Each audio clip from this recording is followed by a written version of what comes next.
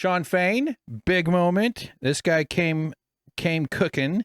He came hot and strong, and another one of those guys that you hear possible presidential material maybe because of the the elevation of his profile as a very strong union leader, who gets a lot of press, who's taken on a much more combative approach towards the billionaire class and the owner class, and he says a lot of things that is important for the labor movement. These are difficult jobs, difficult positions to be in, I would assume, because of the public relations aspect, because of the ways that words get misinterpreted, and because you're often having to make decisions that might upset certain constituencies.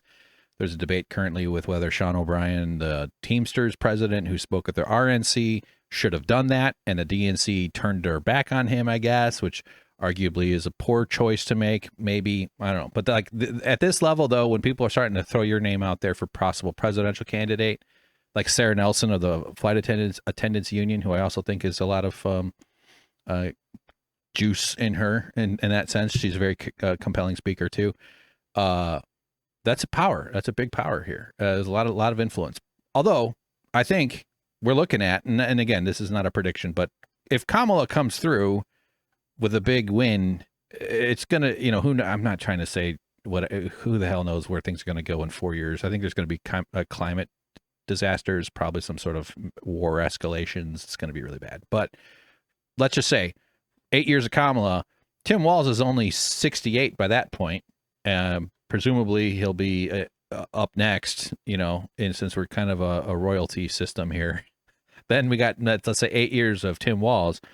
The window might be closing on getting one of these union leaders in there. Let's just say. I mean, I'm not saying I hope or want or predict that. That's just one of the ways it rolls out. When we're contrasting Biden to a generic group, I'd be like, I mean, it's good to be like, let's get one of these union people in charge of the country. That'd be fucking amazing. And he should still run though. I'm still pushing. I would still love to see union these type, like a challenger. We should always be primarying these people. There's far too few resources for mounting successful primary campaigns. That's one of the ways that the power systems hold on to it, maintains itself. But anyway, that's a long lead up just to listen to this part. Let's just watch it. In the words of the great American poet, Nelly, it's getting hot in here. A little awkward. Should have done more open mics.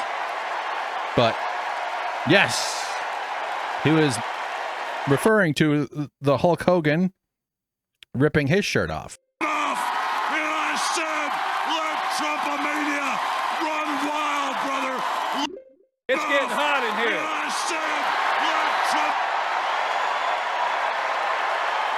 let Trumpomania rule again. Now, he just unbuttoned a jacket and took off a jacket while quoting one of the American poets. I was trying to think, Mary Wollstone Nelly. I was trying to think of older ones that are like writers. Keats. I was attempting to build a portmanteau, but it turns out I ran out of railroad tracks to build my own railroad. See, I mixed it up. When like the cartoon dog is putting the railroad tracks down on the front of the track the train while it's running. Good commentary, Hank. This is what we call analysis. So yeah, he takes off his shirt. He says Nelly. People love cultural references. What if he said, in the words of great American poet Dustin Diamond? Zoinks! That's a Scooby-Doo sound, actually. Trump is a scab. Vote Harris. They've been making statements about the Gaza genocide. They've been making strong statements, but they're still like promoting the thing, and it's easy to get pissed about that, and I don't blame anybody for getting ticked about it. But it sucks that it's happening. The genocide is, until they resolve it, and let's be honest, they've done generations of damage to those people. They've done enormous, and there's probably going to be eventual blowback in the cycle of violence. God, it's just so sickening. It's so fucking, it's enraging. But I like the Trump is a scab language. I love elevating the concept of a scab to this kind of prominence. He is a scab. He crossed a picket line as a union member when he was in SAG-AFTRA. There's a picture of him doing that, and like we like to point that out. It's good to call this guy out for that, and it elevates union language and union sort of I don't want to say priorities, but union messaging. But yeah, there's a word I'm looking for I can't find, but it elevates that into the bigger conversation and the broader consciousness, and that's something that is sorely needed in this country. And I just wanted to make the point that a scab is a repulsive thing, and someone who does that, and the bosses know, though, that this is what they do with maintaining coercive societal conditions. In other words, if you don't work, you don't eat. If you don't work, you don't sleep indoors. If you don't work, you don't get to live. You have also, you have to, it's coerced labor. We live in a coercive labor society. And so when a factory goes on strike and there's someone who is willing to be a scab to cross that line, in a lot of those cases, I have empathy and sympathy for the scabs themselves. Like someone it's either they piss off people who are striking by crossing a picket line, risking, sometimes they get attacked for that too. There's been a lot of history of that, but like, your community is going to call you a scab and yell at you and be shitty to you. Oh, maybe there's a different entrance. You don't get that. But oftentimes, though, those people are desperate too. Like it's still part of the desperation matrix that allows for divisiveness to form between the workers. And meanwhile, the bosses are still getting the labor that they want. Because the scabs take away the power of the strike, because now you're fulfilling what the bosses want, which is they want entropy tightened into useful units. They need the work. They need a human body and a human brain to do the precise motions with the boxes, with the buttons, with the machines, with the tools, with the shipping, with the putting stuff on a truck, with the taking stuff off a truck, et cetera, breathing in fumes, breathing in toxic poisons, getting injured, getting wounded, getting hurt, all that other stuff that's super annoying, which is why it's driving them to want to replace us all with robots. I'll go on about that another day, but I believe that that's their intention, is to go full steam on climate change, develop enough technology that eventually it's like a planet with 2 million super wealthy luxury people with like continent-wide robot factories, robot things, and it's going to be a nightmare society. Because they don't need your body, they don't need your humanity. They need your body's ability to do precise things with its brain and its fingers. That's literally all work is. And your stamina, right? Humans are pretty good. Sadly, I mean, and this is a good, I hope this doesn't sound untoward. Is that the word I'm looking for? But like, humans are a pretty good field animal.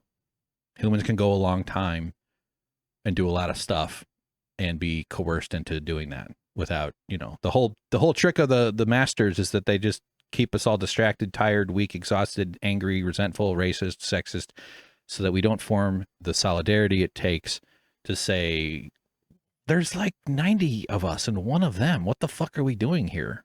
Like, why are 90 of us gathering coconuts for that one guy so that we get a sliver of coconut back? Let's do this differently. Instead, we go, fuck you, you got your sliver slightly bigger than my sliver. Fuck you, your color is different than my color. We get into that, right? That's a simplistic. So yeah. Oh, in conclusion of the scab thing, there is a person in this story in the union vernacular that is worse than a scab, and that is Union Buster. Union Buster is easily by far a worse actor in this whole thing, in this exchange, than a scab.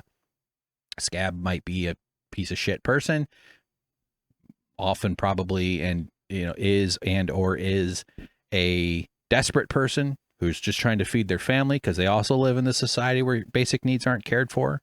Therefore, they're able to get the scabs to show up. But it's the Union Buster. And I would also place above scabs as the lawyers, the consultants, the union busting attorneys and lawyers and consultants that the Union Busters hire. And yes, I'm talking about Cenk Uygur.